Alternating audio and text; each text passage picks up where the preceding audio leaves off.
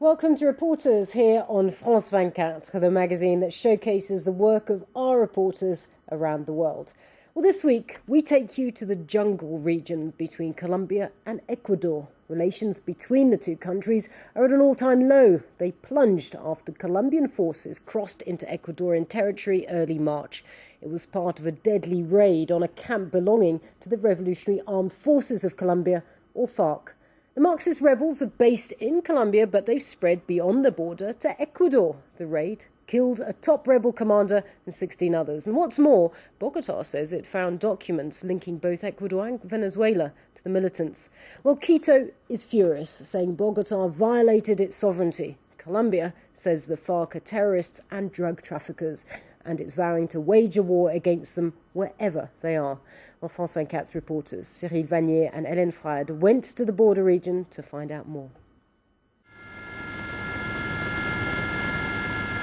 The Ecuadorian jungle holds many secrets. This gap in the trees was one of them until the Colombian Air Force found it and destroyed it. This is where the FARC's No. 2, Raul Reyes, had set up camp, well inside Ecuador's territory.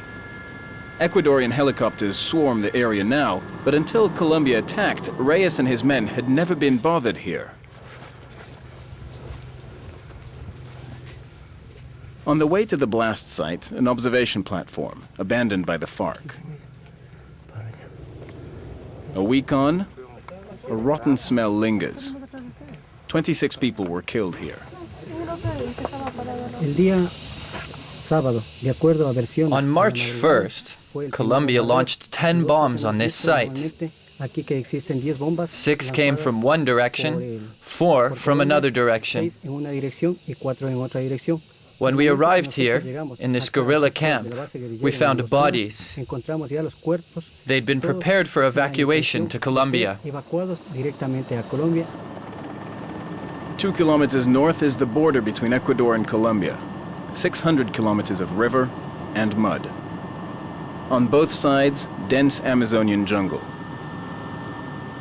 Ecuador says controlling the area is impossible.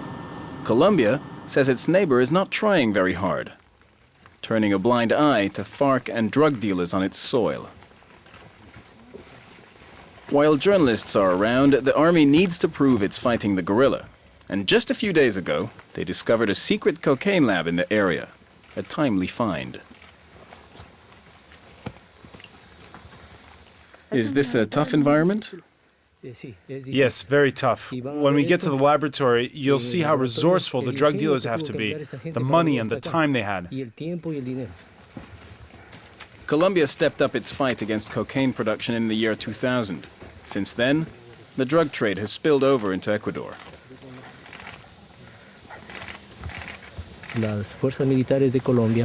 The Colombian army is eradicating coca plantations, so they're under pressure. And they cross the border over to this side. On this side, the army is not nearly as aggressive.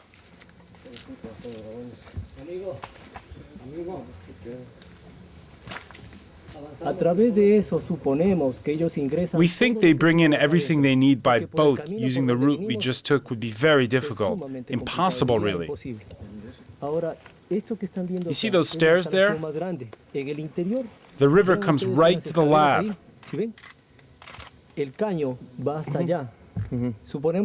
We think the boats arrive here with all the equipment. They all float it and leave it here in the lab.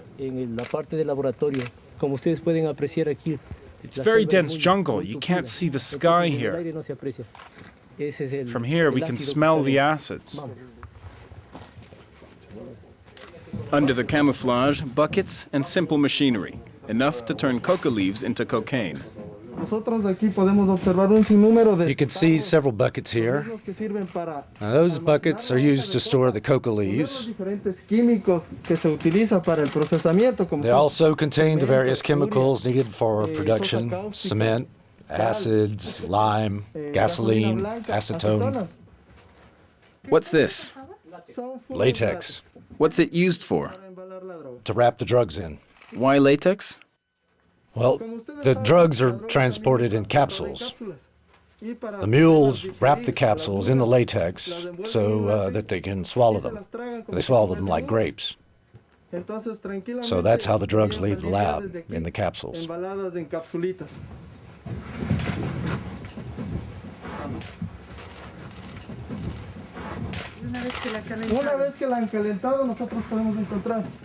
How many kilos did you find? About 15 kilos of cocaine. How much is it worth?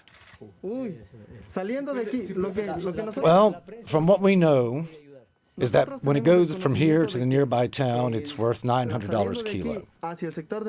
From there, it goes to the capital, it sells for $2,000 a kilo. After that, when it moves abroad, you probably know better than us.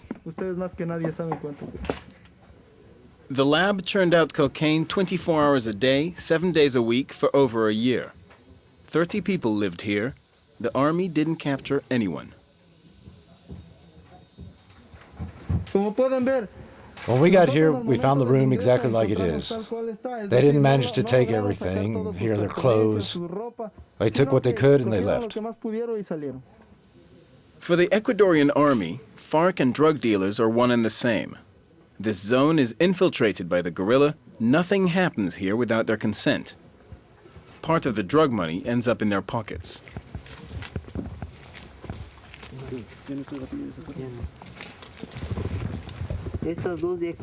These right here are mines. They put them here and in that part of the lab. But we can't get any closer. Any amount of pressure could set them off.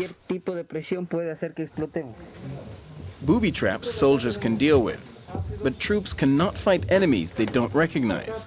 Guerrilla fighters mingle with local populations. The FARC control this border. They know when they can cross, where we are, what route we're taking. They just dress up as civilians, and we can't know who they are. They could be locals, drug dealers, guerrilla fighters, we don't know.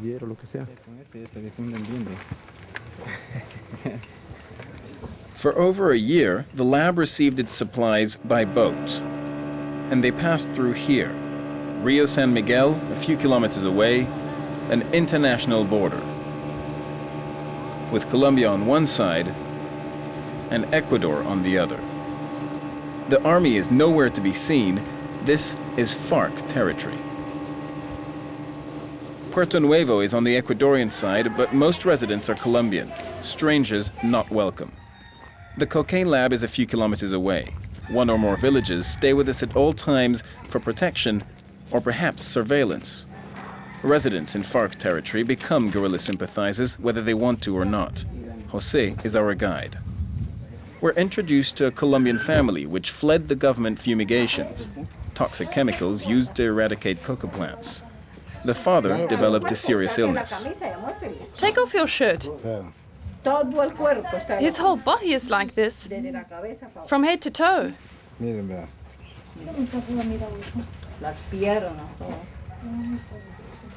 The army recently arrested his son on suspicion of working in the nearby drug factory. The parents admit to their own small-scale lab, but nothing else.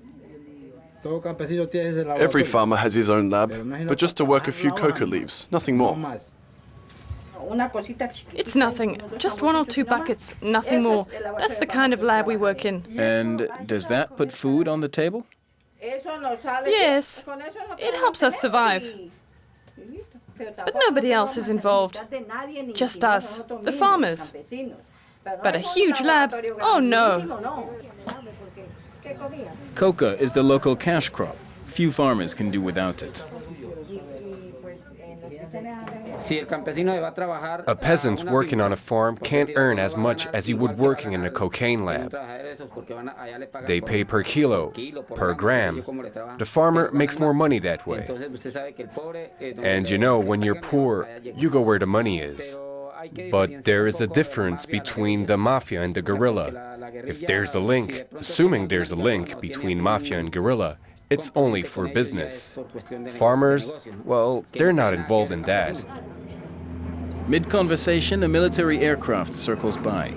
A Colombian plane, according to Jose. Is it Colombian or Ecuadorian? It's a Colombian plane.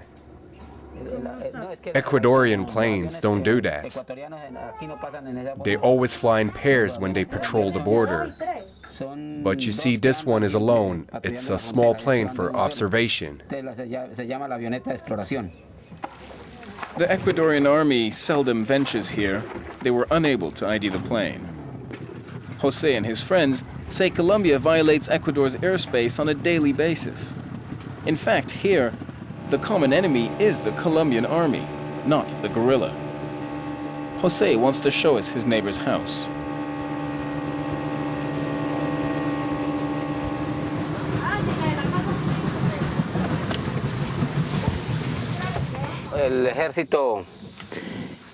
The Colombian army launched 2 mortar rounds here. They fell on the house of the grandfather who lives here, and it damaged this part of the property.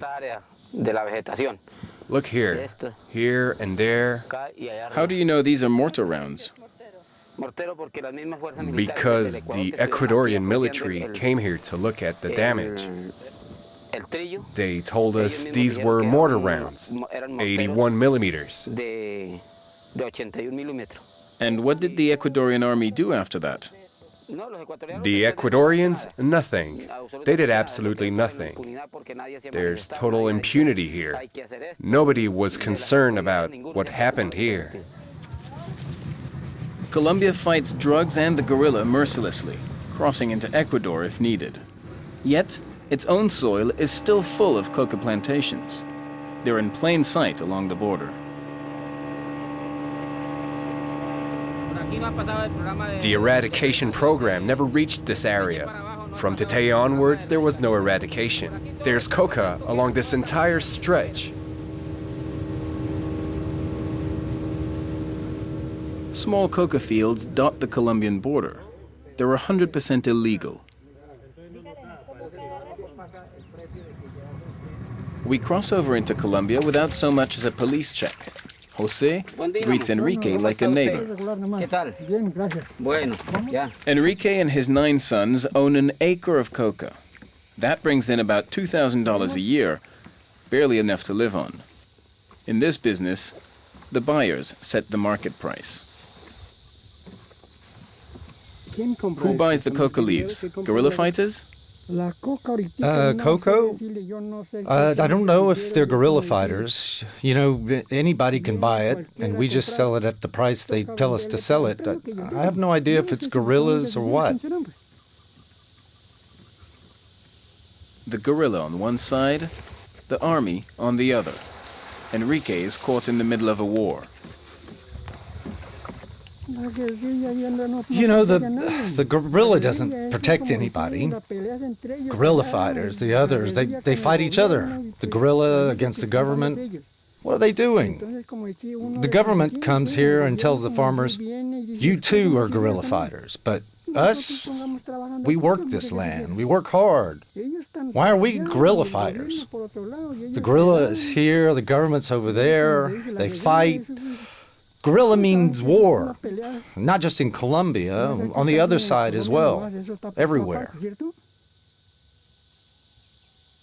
In his small way, by growing coca, Enrique does fuel the drug trade and the guerrilla. He's got no choice. So he will continue, for as long as the jungle will protect his secret. Well, joining me in the studio now is one of the reporters behind that story, C.Vanier. Cyril, Colombia attacked this FARC rebel camp in Ecuadorian territory, but why didn't the Ecuadorian troops just do it themselves? Well, Ecuador's argument is that it can't because it doesn't know where to strike. The border area is very dense Amazonian jungle, and they say they're under-equipped, they're overwhelmed, and they don't have the kind of military technology that Colombia has. Colombia is backed by the U.S. Army. So Ecuador says it doesn't have the kind of technology it takes to spot the kind of camp that Reyes had set up, because when you just fly over the region with your Air Force, you can't see anything. Now, Bogota obviously has a very different take on this question. They say that far from wanting to attack the FARC, the Ecuadorian government is actually in cahoots with the FARC, and they're not looking for them. It's obviously a very difficult territory, but what happens then when Ecuadorian troops do wander into this territory on their own side?